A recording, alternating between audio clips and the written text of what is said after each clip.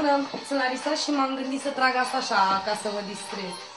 Am 19 ani și îmi plac călătoriile, muzica și telefoanele mobile. Și mă pricep foarte, foarte bine la dans.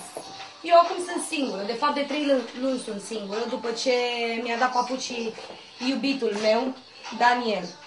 Deci, până la urmă, eu am pus chestia asta pe net ca să vadă și ca să mă sune. Hai mă, Daniel, sună-mă! De ce nu răspunzi la telefon? Bine, dacă vezi chestia asta, te rog eu, sună-mă. Sau știi ceva? Mai bine nu mă mai suna. Pentru că ești un porc și un măgar. Și ți-aș spune eu unde să te duci dacă nu m-ar auzi și vedea atâția oameni.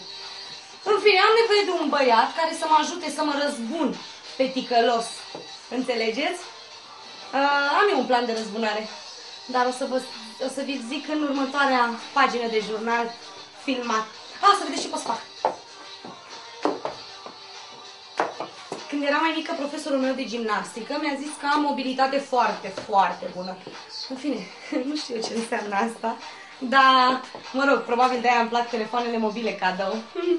Oricum, mă simt foarte singură și foarte tristă. Și nu mă înțeleg nici cu colega mea de cameră.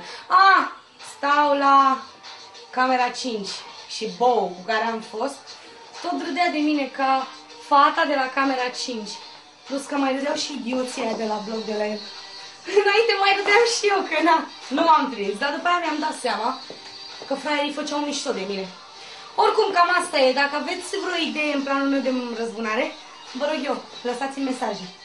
Ceau, vă pup, ne mai vedem!